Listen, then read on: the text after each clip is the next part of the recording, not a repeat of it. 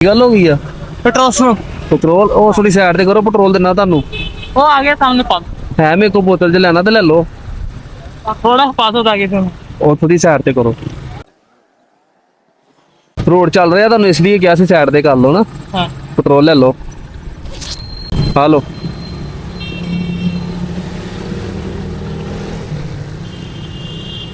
Petrol ਹੀ ਆ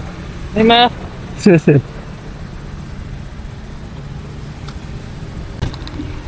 ਚਲੋ school ਨਾਲ ਪਹੁੰਚ ਜਾਓਗੇ किन्ने तुम ਕੋਈ ਪੈਸਾ ਨਹੀਂ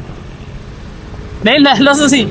ओ किसी और जरूरतमंद ही कर देना ਕੋਈ ਇਹ ਸਿਰਫ ਹੈਲਪ ਹੁੰਦੀ ਆ बहुत शुक्रिया ਠੀਕ ਹੈ ਨਾ ਇਹ ਕਿਸੇ ਤੇ ਵੀ ਮੁਸ਼ਕਲ ਟਾਈਮ ਆ ਸਕਦਾ ਉਹ हाँ जी हाँ, ਫੌਰਨ ਕਰ ਦੇਣੀ ਚਾਹੀਦੀ ਆ सही ਹੁਣ ਤੁਸੀਂ ਪੈਦਲ ਕਿੱਥੋਂ ਆ ਰਹੇ ਆ मैं वो पिछों हलिया मन नहीं थोड़ा ਹਾਂ ਤੇ ਕਿਸੇ ਨੇ ਪੁੱਛਿਆ ਹੁਣ ਤੱਕ नहीं ਇਹੀ ਲੋਕਾਂ ਨੂੰ ਮੈਸੇਜ ਕੀਤਾ ਕਿ ਯਾਰ ਰੁਕ ਕੇ 2 ਮਿੰਟ ਪੁੱਛ ਲਿਆ ਕਰੋ ਕਿਸੇ ਨੂੰ सही ਕੋਈ ਮੁਸ਼ਕਲ 'ਚ ਜਾ ਰਿਹਾ ਵਾ ਤੇ ਤੁਹਾਡੇ 2-4 ਮਿੰਟ ਦੇਣ ਦੇ ਨਾਲ ਅਗਰ ਕਿਸੇ ਦੀ ਮੁਸ਼ਕਲ ਹੱਲ ਹੁੰਦੀ ਹੈ ਤੇ ਕਰ ਦੋ ਹੁਣ ਮੈਂ ਤੁਹਾਡੀ ਮਦਦ ਕੀਤੀ ਆ ਤੁਸੀਂ ਮੈਨੂੰ ਪੈਸੇ ਨਾ ਦਿਓ ਤੁਸੀਂ ਕਿਸੇ ਹੋਰ ਦੀ ਕਰ ਦਿਓ सही है ਤੁਸੀਂ ਜਦੋਂ ਕਿਸੇ ਨੂੰ ਦੇਖੋਗੇ ਨਾ ਮੁਸ਼ਕਲ हाँ जी, 'ਚ हाँ जी। ਤੁਸੀਂ ਉਹਦੀ ਮਦਦ ਕਰ ਦਿਓ ਫਿਰ ਅੱਲਾਹ ਤਾਲਾ ਨੇ ਇਦਾਂ ਨਿਜ਼ਾਮ ਚਲਾਏ ਇੱਕ ਦੂਸਰੇ ਦੀ ਮਦਦ ਕਰਦੇ हाँ ਰਹੋ जी, ਬਸ। हर एक वीडियो में देख ਹਾਂਜੀ ਠੀਕ ਹੈ ਜਨਾਬ ਖੁਸ਼ बहुत ਹੋ शुक्रिया सर ਕੋਈ ਗੱਲ ਨਹੀਂ अल्लाह ਜਨਾਬ ताला हम ज्यादा ਆਮੀਨ ਜੀ ओके जनाब ਅੱਲਾਹ ਹਾਫਿਜ਼